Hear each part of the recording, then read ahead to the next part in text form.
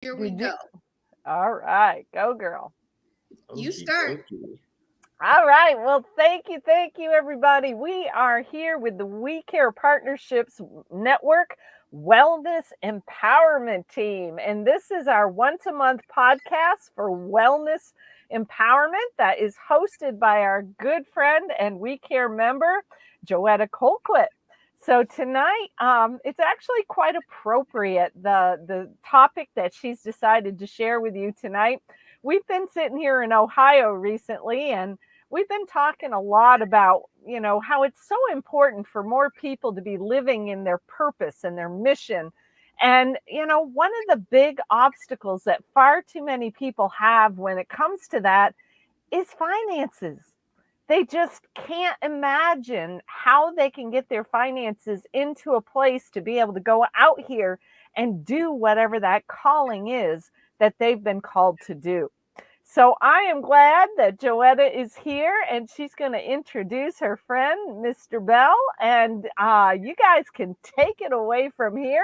And if anybody is interested in learning more about We Care Partnerships, please just reach out to me. I'm one of the co founders. And, we're looking for more people who want to help improve people's finances, improve their health, and also to be able to create more peace on earth. So if that sounds like you, I want to hear from you. Take it away, Miss Joetta. Thank you, Cheyenne. And good evening, Daniel. Thank you for being our guest tonight. Everyone, we're here to discuss a topic of financial wellness and its impact on our overall financial health.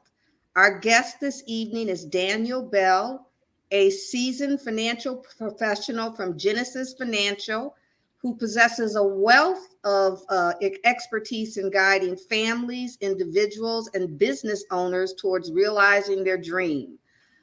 Daniel works and has an access to a diverse portfolio of over 170 leading financial carriers in the United States, which includes industry giants like Nationwide, Vanguard, Fidelity, and Transamerica, where he works to customize financial plans to perfectly align with each individual's unique needs and aspirations.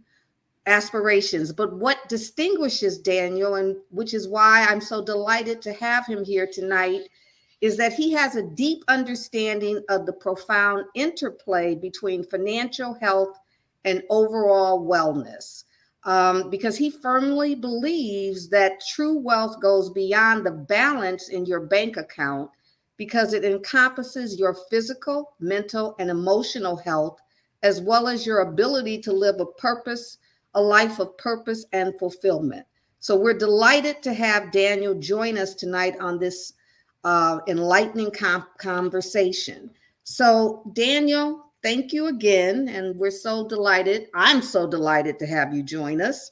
Thank you. And yeah, so one of the questions that I want to start out asking you is, can you explain the concept of financial well being and how it relates to a person's overall sense of wellness?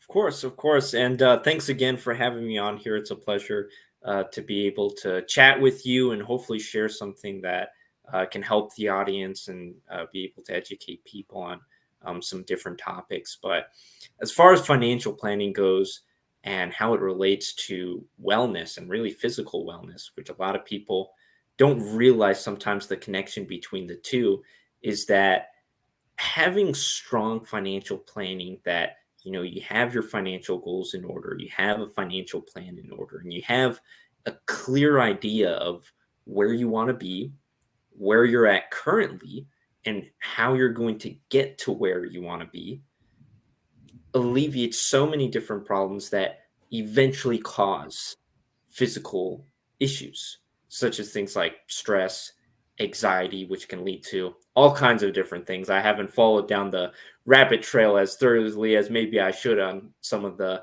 health issues that can come across from things like stress and anxiety. But those are probably two of the biggest things, as well as fear.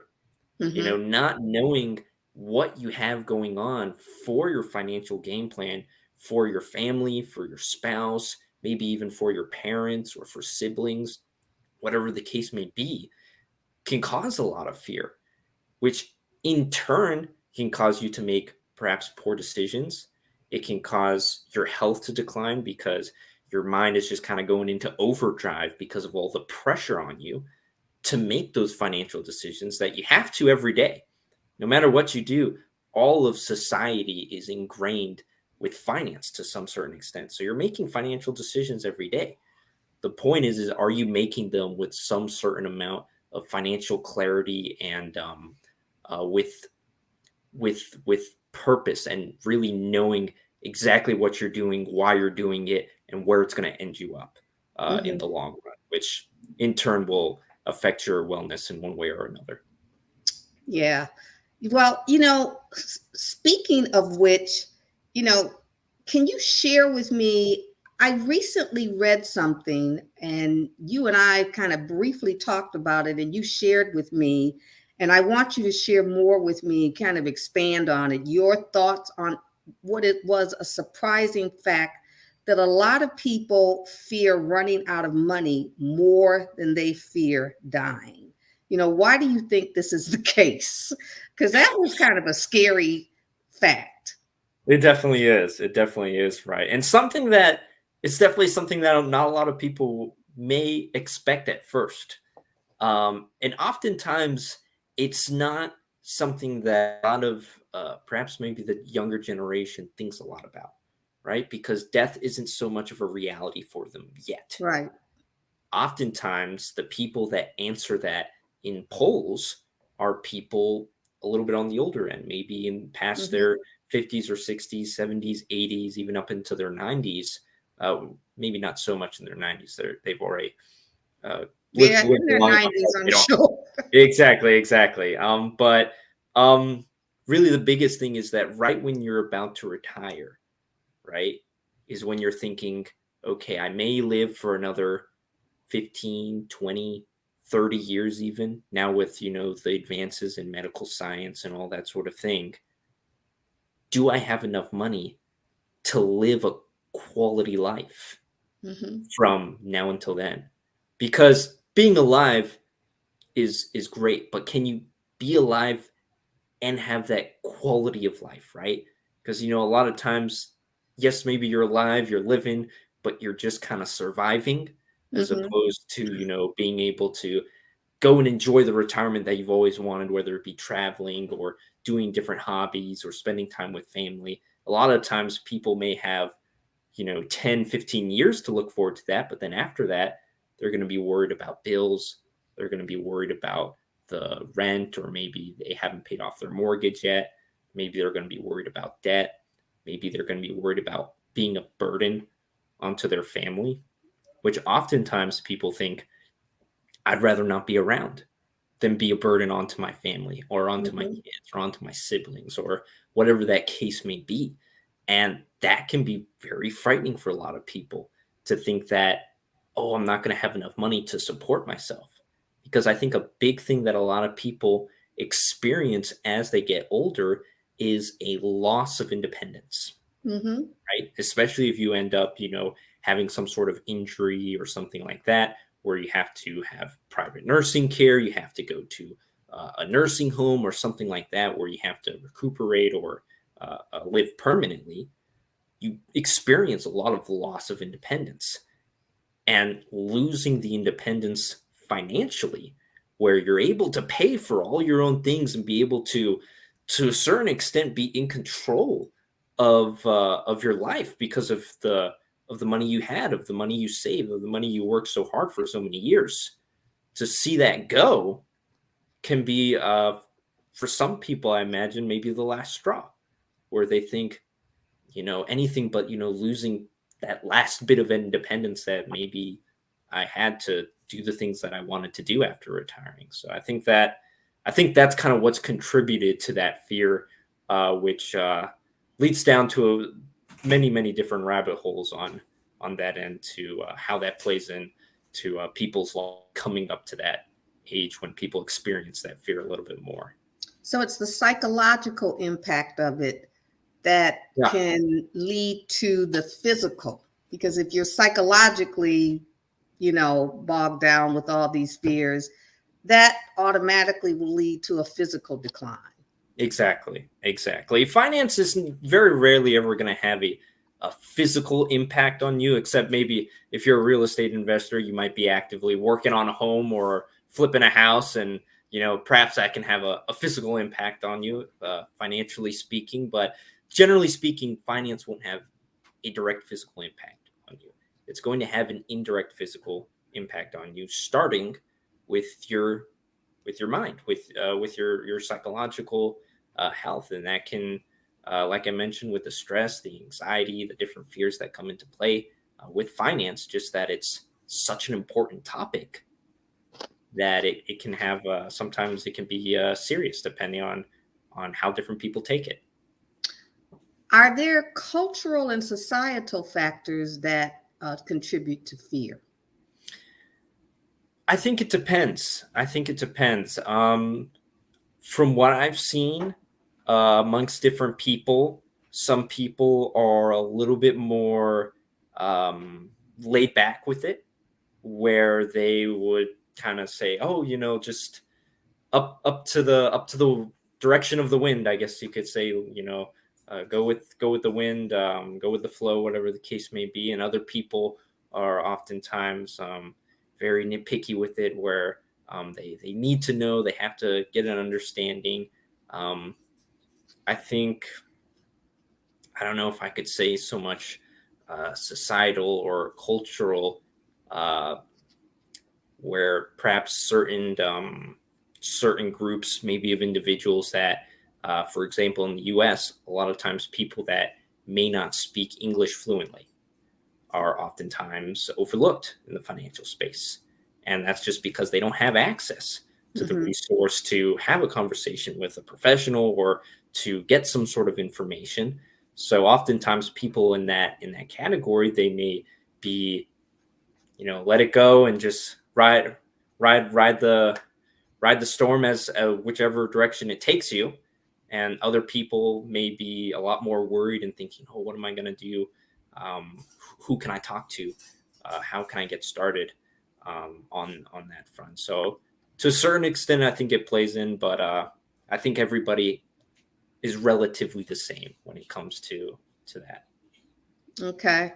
I'm also thinking about the economic uncertainty that we live in too, that can lead to stress and fear. Big time. Big time. I think. Go on. I think just to kind of touch on that you brought up as far as the economy and that sort of thing, I think that is definitely a reality, but it can be alleviated with proper financial planning. Because the reality is that people that know how the financial market works and know how, understand their finances and, have a really good, strong level of financial literacy, know that you can make money in any kind of market, that you can, be successful in any kind of market, whether the economy is maybe not looking too sharp or maybe it is looking very good, because it all runs in cycles for the most part. So with that, competence breeds confidence, as one of the saying goes. So as you become more competent with your finances, you will become more confident with them, which will help alleviate some of the stress of what's going to happen with the economy. What's the economy going to end up doing to me and my family? And so I think that all those worries, they can be alleviated with proper planning and with really knowing what you have going on and what you're working towards. Okay. I guess the other thing that I'm wondering about is, what are ways that you would recommend? Because, there's a lot of situations too that we have out here.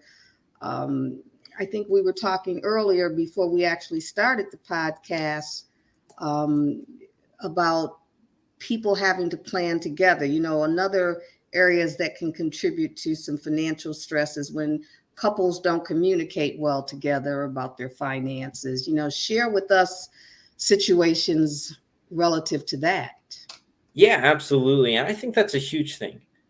because a lot of the people that I end up working with are married couples, right? And that's when a lot of people start to think a little bit more about financial planning because they have that added responsibility of a spouse, right? And that takes planning to, be able to have a successful marriage and all that. So it definitely adds into, you know, financial planning, since financial planning, it has to do with everything in life pretty much. And I think a little bit of what you mentioned to me before was, kind of what it looks like when two people are in misalignment, right? When they aren't on the same page as the other spouse. And that happens decently often, I would say, just because a lot of the times it's only one spouse that's really into the finance side of things. And then the other spouse is kind of, oh yeah, he or she will take care of it. They know more than me. I don't need to worry about it. They've got me covered. I'm sure they have a great plan that they have going for the both of us. And sometimes it is true. Sometimes, the other spouse is doing a great job, and he's got her plan together, he's got his plan together, or vice versa, whatever that looks like. But sometimes maybe not. And that's the important part of communication, so that the spouse that maybe is not so informed, they don't go out and maybe spend a little bit too much. In best case scenario, that's not too bad of a situation. In worst case scenario, maybe the other spouse makes a very significant purchase or borrows some money that they shouldn't have because they didn't know about a certain situation going on in the financial picture, which could lead to all kinds of problems, whether it be more debt or different other financial obligations that can really damage a family's situation.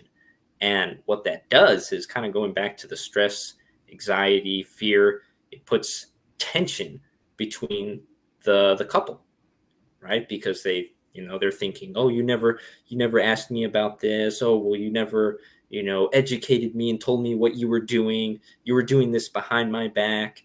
And of course that ends up leading to the wellness of that relationship, which in fact affects the individuals, of course, independently, but the wellness of that relationship deteriorating. I was looking at a statistic a little bit just before hopping on this on the podcast, that I think it was around 20 to 30%, give or take, of divorces are because of financial matters. Right? And divorces, it's a tough thing to experience, because at that point, if there are kids involved, it's not just the two spouses that are affected. Then it's the kids that are affected, or it could be other people in that family environment that are affected. So money definitely has a lot to play into the family scheme, and it can, if there's not a good amount of communication, if there's not some sort of plan where they're maybe not both of them are as into it. They don't have to be both financial experts in it, but both of them should be on the same page. It's going to cause some friction between the two of them. So should I assume that you've had to play marriage counselor a lot in your role? A little bit. Thank God, a lot of the people I've worked with are generally a little bit further along the line on that end. I've had the privilege to work with some really great people and just kind of help them get to the next level from where they're at. But I have seen it on the less successful end, and it's sad, but it is a reality, and it does happen. A lot of people think, oh, that never happened to me. Okay. Become a statistic. What about, for example, like a lot of business entrepreneurs? I mean, how do they deal with it?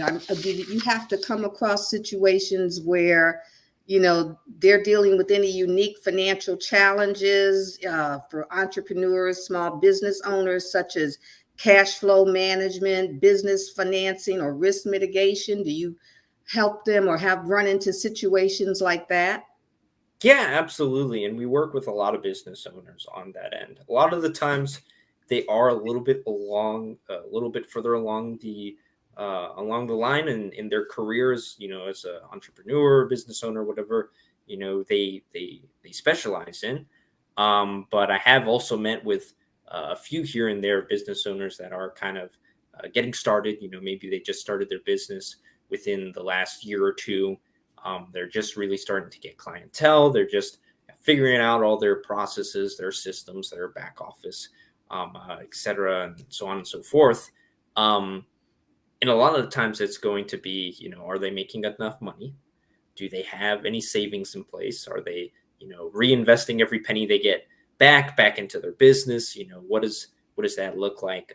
But for a lot of the business owners that have kind of reached somewhat of a settled point where they're growing, they're making income, they're paying their bills and things of that nature, a lot of the times it's knowing what to do for retirement or what to do for their family on their financial plan. Because a lot of times their business may be great. They have 401ks for their employees have benefits, their company's expanding, they're making great money. Maybe they have great savings in the bank, but they don't really have a lot of investments because you don't get a 401k as a business owner, right? And you don't get benefits as a business owner. So you may be lacking on things like insurance. You may be playing a little bit, maybe too much with debt. There are ways to leverage it, but you have to, of course, be careful. And oftentimes they may not have a whole lot for retirement because they haven't really looked into that. Their main investment has been their business, right? So usually at that point, maybe 2, 3, 4 years into people's businesses is when they really need to start looking at financial planning seriously so that they can get into the habit of investing. And as they scale their business, they increase the contributions that they have to their investments so that by the time if the business goes sour, they sell the business, they decide to do something else, they don't have to worry about, okay, what did I get out of that business? Did I have something to show for it at the end of the day? That's what really creating those assets separate from the business is all about. What would you say someone who retires hypothetically and opens up their own business because they want to increase their assets at the end of their retirement? They don't want to necessarily invest all of their assets into their business, just a small portion, but they want to continue to grow their retirement further. What would you advise them to do in an uncertain market such as we have now? Well, it depends on a lot of things. It depends on their age. It depends on, how much money they're making and what money they're using to live off of, right? If they have some discretionary income and they already have some savings, there are some ways that maybe they can invest into perhaps brokerage accounts, bonds, or maybe things like certain types of IRAs and, diversifying those accordingly. But it depends on their age. It depends on their situation. So there are a lot of factors that play into that. And depending on their age, there's only so much planning, so much that we can do, because at that point they need the money, right?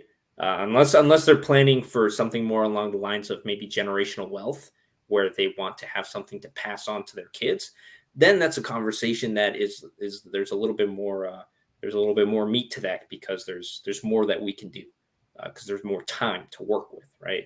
Whenever it comes to financial planning, you have to have money and you have to have time, right? So it's a two-sided sword, if you will. Okay. So if in terms of financial preparedness, what steps would you suggest individuals take to alleviate the fear of running out of money, so that it can contribute to their overall wellness, since Yes. we're talking about wellness here? Absolutely. I'll tell you, you don't want to be at the at the age of 65 and thinking, okay, where's my next paycheck coming? Because it's scary. And I've met with people that, are they've gotten a little bit older, and they don't have retirement. They don't have anything, and it's not a pretty sight to see, for sure. From this end, especially, since you kind of know what the outlook kind of looks like on that front. But I would say steps. It starts as soon as you're able to start, right? It can start as soon as as soon as you're born. As parents, you're able to start, maybe depending on where you're at for yourself, of course, financially. You should take care of yourself first, then your kids. But if you're in a position, maybe you can start saving money for your kids, and a basic investment or something like that they can use for college, that they can use for maybe a down payment on a home, that they can use for maybe their own retirement. They could have it since they're very little to all the way till 65. Think about all the time that is there to compound the money that you put in there. At that point, you don't even need to put a whole lot in, compound just with time. So there's that, being able to start when you're very little. Let's say you're a young adult, you just got your first job, you're just getting started, and, learning how to start budgeting and all these sorts of things. What I always tell people that are a little bit on the younger side and, kind of just getting really started is, number one, things, right? Get around 3 months of your annual income saved in a savings account. That's going to alleviate a lot of the stress, anxiety, fears can be solved by having a bit more money in the bank, right? A lot of the times, if you're kind of listening to this podcast here and you're thinking you have all these different types of issues financially, think about, would you still have a lot of those problems if you had an extra $100,000 in the bank, liquid cash? Probably not as much, right? So what I always tell people is start off with savings, start off with increasing your income, and learning how to budget.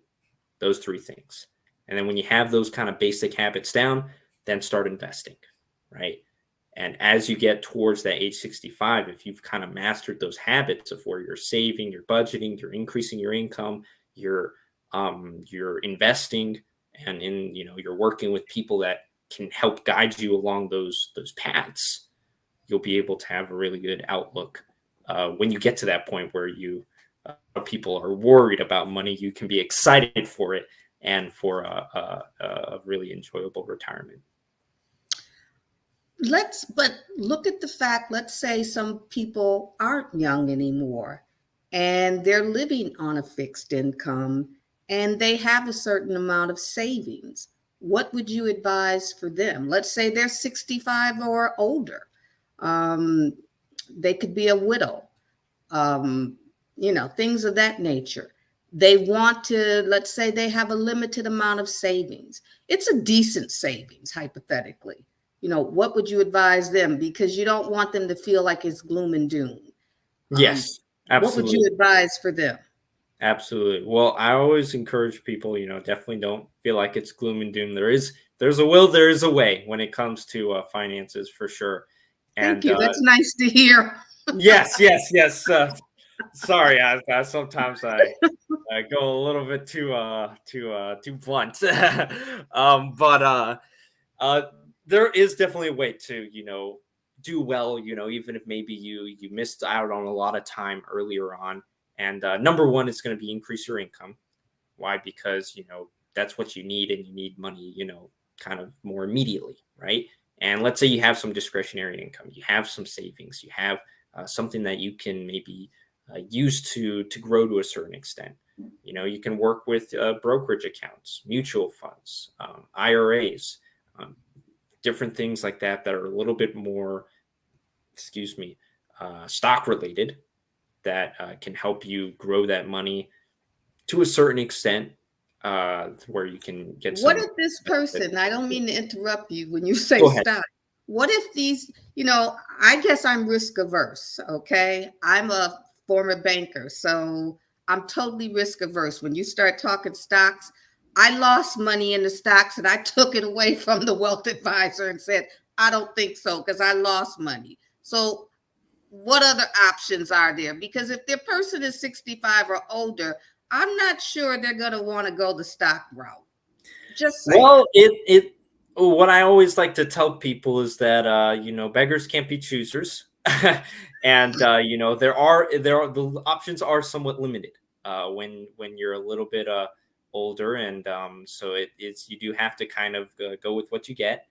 But there are options, for example, 408Bs that allow you to get their type of contract that you're able to have, where you're able to invest a sometimes larger sum of money. Let's say maybe if someone is a little bit older, they have some money saved from a 401k or from a IRA, or maybe just in a savings account or something that they want to grow a little bit, that they want to avoid risks because they're older. They don't want to lose money to the stock market at that point. And so there's ways that maybe you can get some return from that and be able to leverage that. The trick is that if you want to be more risk adverse when you're older, you're going to have to do a little bit of give and take.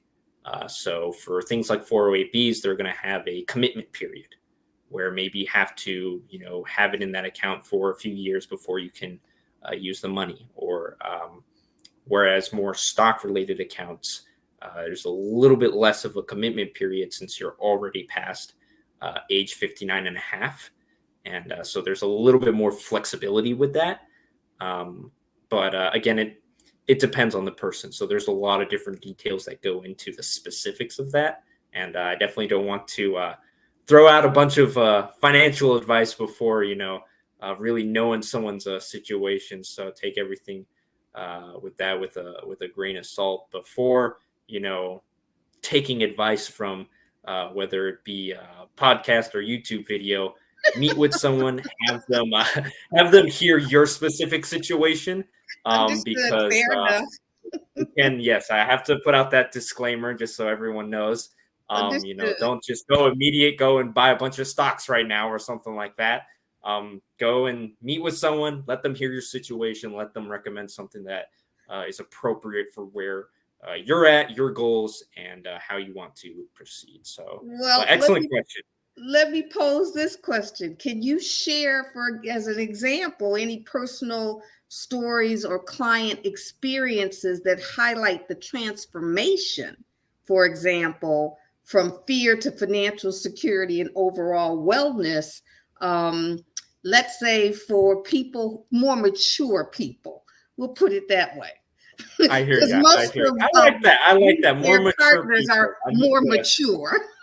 Yes, I need to upgrade my vocabulary a little bit there. You're teaching me a few things here. Oh, no, I'm just saying, we're not young kids or anything, so we're a little bit more mature. So we're looking at. That's right. A little bit more wise. Yeah, okay, I like that. Seasoned. Yes.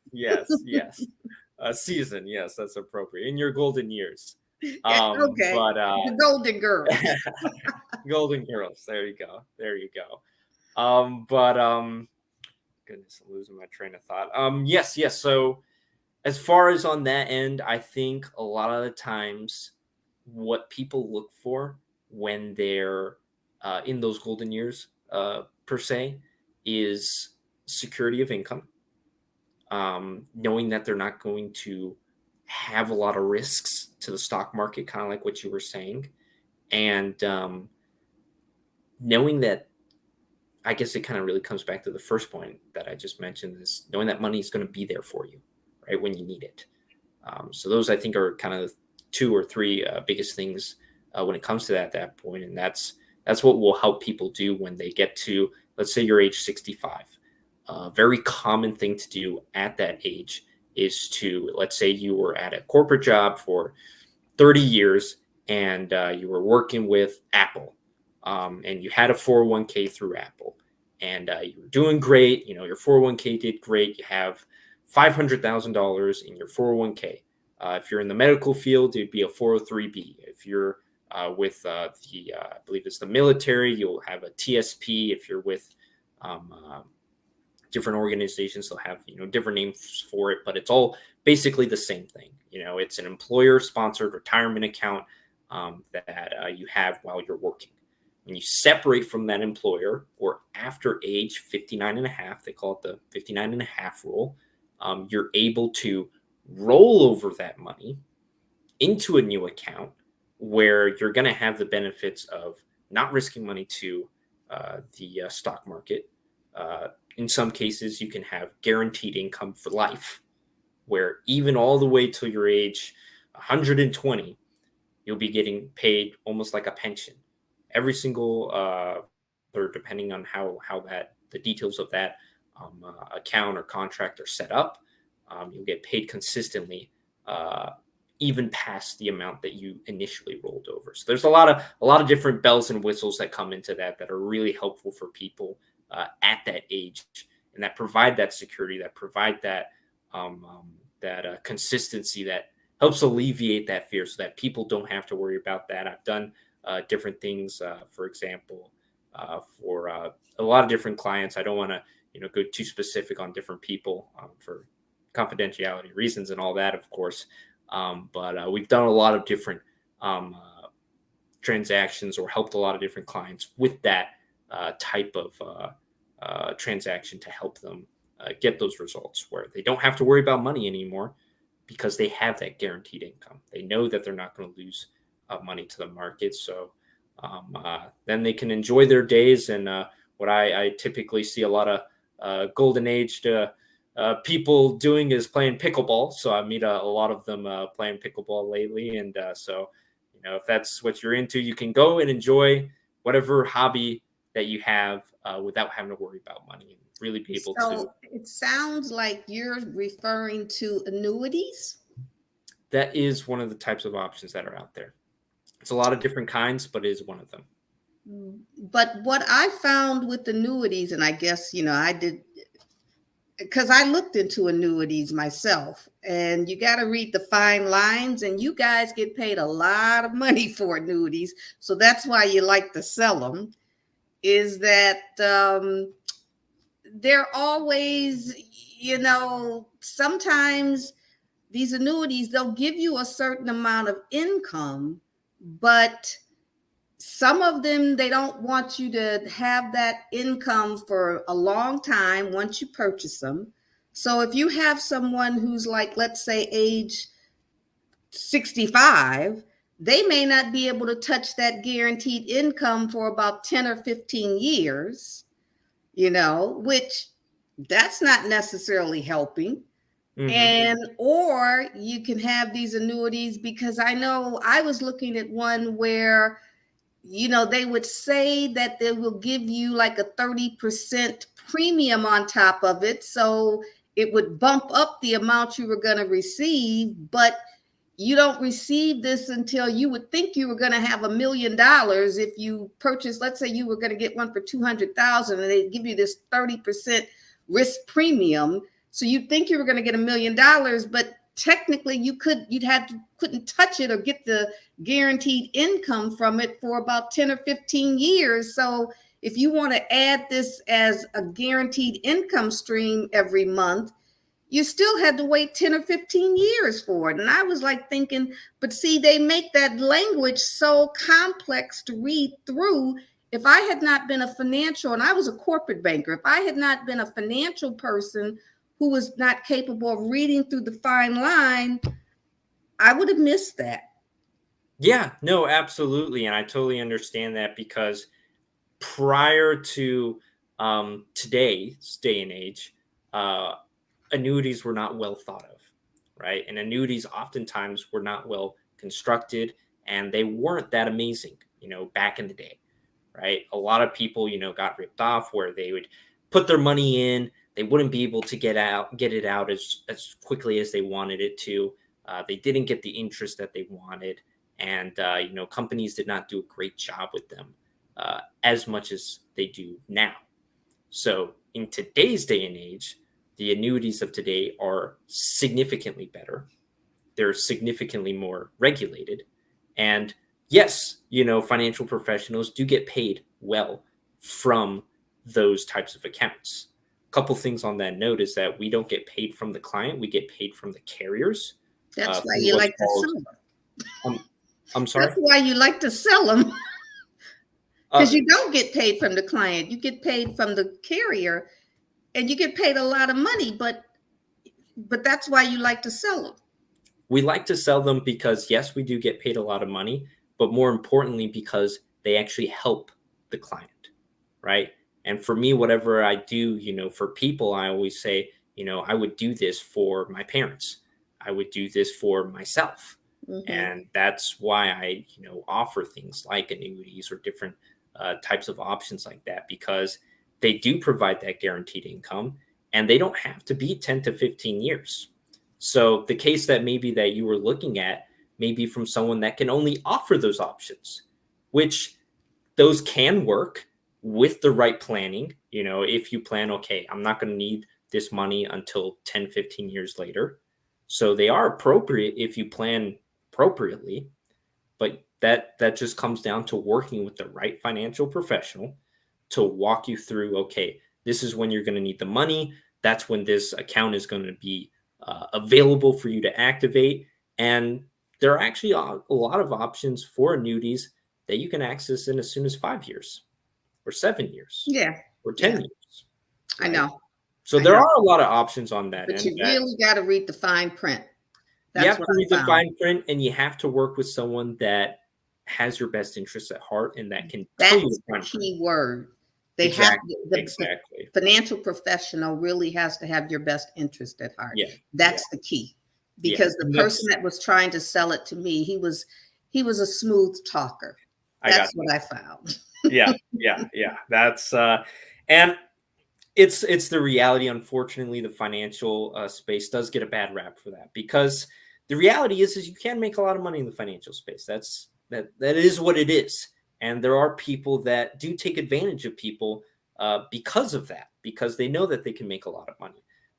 For me, I've always seen that if you treat people right, they come back to you and they give you referrals. So in the end, the people that don't treat people right, a lot of the times, especially when business might get challenging or when they're having a hard time finding clients, in the end, they'll probably quit because they haven't built the relationships, they haven't built the clientele that trusts them to continue having a successful career in the financial world, right? And I think that's what kind of separates, I mean, at least from what I do as opposed to what other people do, is that, and I guess anybody could say this, but I really try to have people's best interests at heart, because you can know all the facts, you can know all the different financial details and stuff, but if you don't care about people, and this comes into, I know we talked a little bit about when it comes to choosing a financial professional and stuff like that and details that go into that. But above all the, asset requirements, what they charge for consultations, what company they work with, what, requirements they have for you to have that conversation with them. If you can't trust them and you can't rely on them when your back is turned, they can Yeah, be from the best financial wealth management company in the world, and they'll still let you down because you can't rely on them. So that's it's super important in this industry, like you said, to make sure you can rely on those people. yeah, no, that's true. Um, but can you give us an example? I guess I'm just trying to get an example, and I don't want you to give us confidential information, but an example of how someone um, actually went from transformation from fear to financial security to overall wellness. I don't want personal, in depth information, but an example of someone, like a real life example. So, for example, I have this one gentleman. He was an older gentleman, married, kids, all that, and he's worked for companies worked with for, gosh, I want to say maybe 30, 40 years. He's been working with them for quite a while. He's done well for himself. He's makes good income, does well. Has provided great life for him and his spouse, and he had a 401k and an IRA. This was a client from a while back, and he did He did good for himself.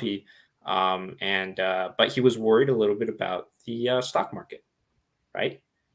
Because he was experiencing some different losses and stuff, especially these last few years with the COVID. When that happened, the market dropped around 20%. Then it went back up, and then it tanked again. When the whole deal with Russia and Ukraine happened earlier in, I think it was 2021, if I'm remembering correctly. He experienced some losses from that. So he was worried about, okay, well, what's going to happen in these next few years because the economy is going to get a little bit crazier.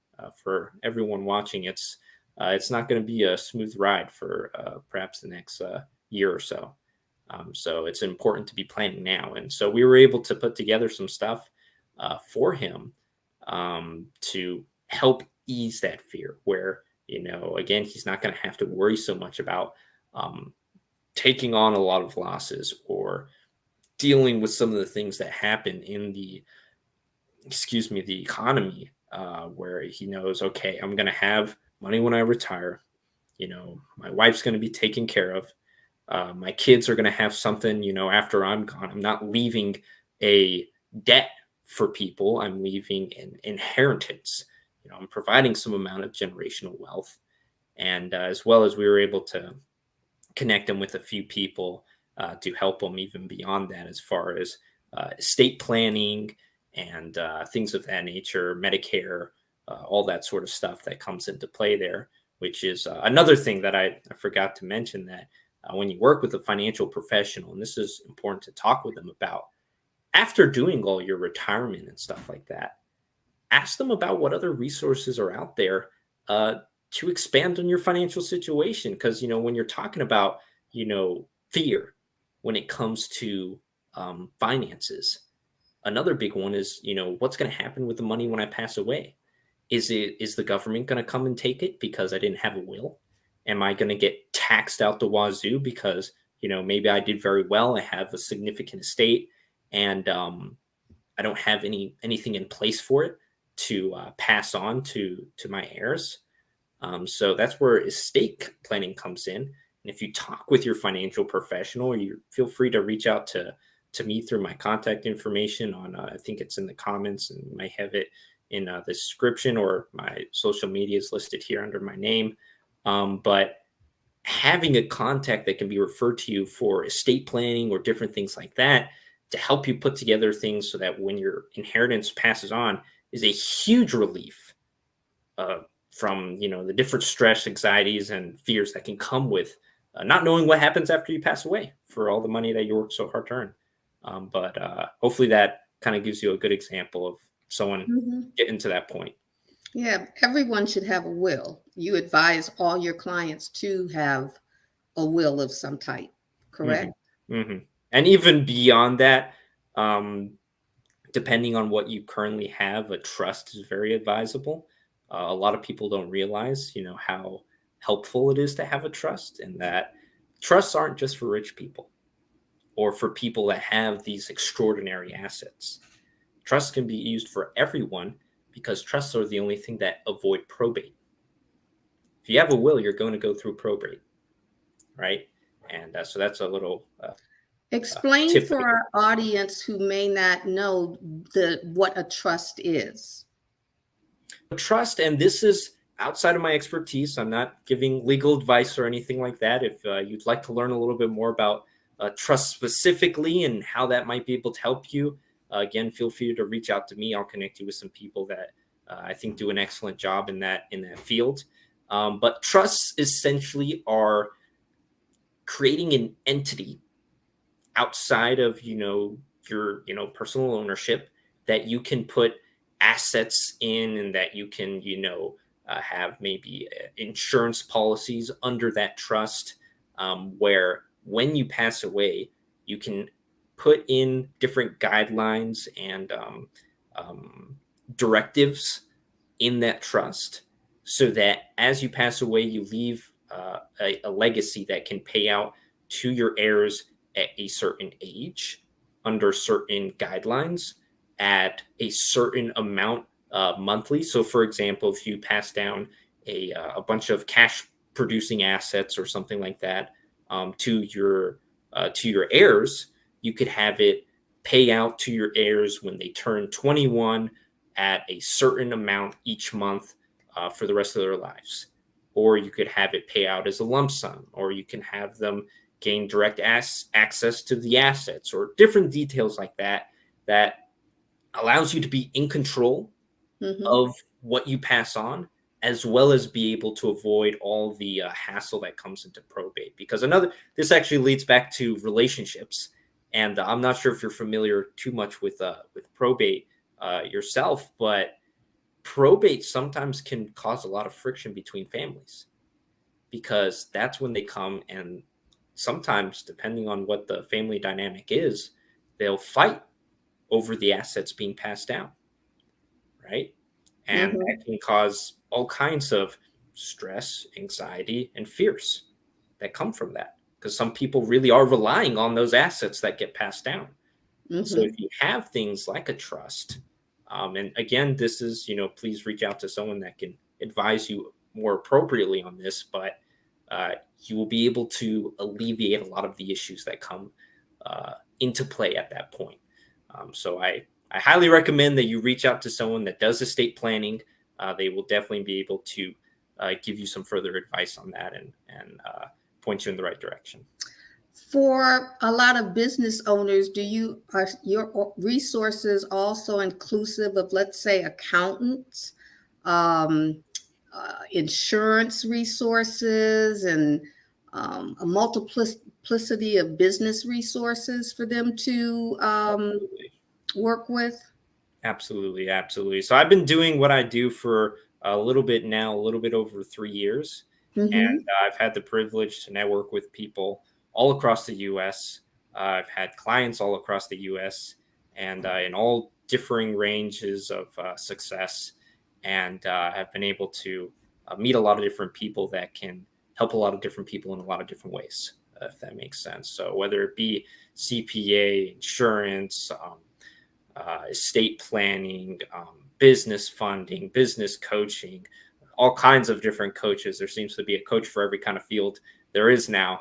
And, all those different resources, there's a lot of different resources. If you talk with your financial professional, whoever you may work with, pick their brain a little bit, ask them what resources maybe that they use or that they found very helpful. And, if you don't work with someone, feel free to reach out, and I'm happy to give anyone in the audience advice on that front. But the person that you work with as a financial professional most likely has had the opportunity to network and meet tons of different professionals, and could probably provide you a lot of good connections in whatever space you are, business, personal, whatever.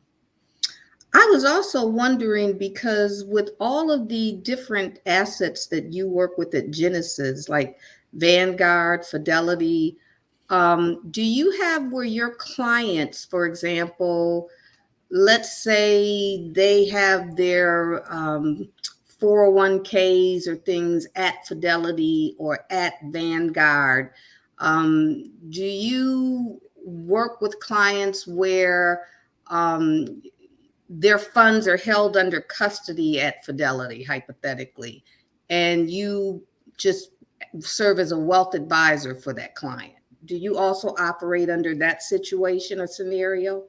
We can, depending on what exactly it is they're looking for. A lot of the times that those 401ks or those 3Bs, if you're in space, or depending on what account you have, they are managed by Vanguard or by Fidelity. So usually the entity that offers you that TSP, the 403B, the 401k, they pay a fee to have those programs set up where you can, invest in them, and then someone from Vanguard or Fidelity manages them to a certain extent. What is in your control as the employee or I suppose, member of the organization, whatever that looks like for you, you are able to choose how aggressive you want that to be invested. So you could say, I want this to be moderately aggressive, more aggressive. And at that point, we're able to offer a little bit more input to help you choose depending on what your time horizon is and things of that nature. Yeah, because I do know that a lot of times Fidelity, they will, and those companies where, people hold their 401ks, they will use other wealth managers, Fisher Investments, different places to actually, allow the clients to outsource their funds, hold the funds under custody there, but have the client outsource their funds to a private wealth advisor, basically to handle things and manage it as a wealth advisor. So I was just wondering, does Genesis do that? And yes, you do pay that wealth advisor a certain fee to manage. Yes. Okay. Well, it's been a very enlightening conversation. Absolutely. We've enjoyed having you. Everyone, if you want to get a hold of Daniel, you see his information here at Genesis. I think he's been very helpful to us. Does anybody have any questions that they want to throw in? I don't know if Cheyenne is around. Looks like she might be otherwise preoccupied. Oh, Cheyenne, there you are. I'm here. I've been watching people have been popping in and out here. So, it's awesome. Good to see you again. That's right. I'm kind of like the hi at the beginning and the end. But anyway, well, we appreciate you being here, and thank you for having me. Lots of great information, and anything, once you're in the group, help us invite other people into the group. It is a private group. People won't find it unless they're invited personally. And, there's lots of good information in this group. And the more people who are in the group, the more people will have the opportunity to see this podcast. And ideally, that's what we're trying to do, is get more eyeballs into the group so that people like you have the chance to be heard. So we thank you so much for being here. Absolutely appreciate it. And thanks again, Joetta, for inviting me and considering having me on this podcast. And it's a pleasure speaking and meeting you, Cheyenne, and being able to speak with you a little bit further, Joetta. If there's anything I can do to support you guys or your group, let me know. And again, pleasure to be on the podcast tonight. Well, the pleasure was mine. I will be reaching out to you because we do have a conversation we had to finish up that we got started. So I'll be reaching out to you. But thank you so much. I enjoyed it. It was an enlightening conversation. And everyone, I hope you enjoyed our discussion tonight. And next month, join us next month, the first Thursday in the month. And we will have another talk with Tiffany Hunter, our We Care member. Yes. Awesome. Thank you, Joetta, and thank you, Daniel. Great seeing you all. Good night. Good night.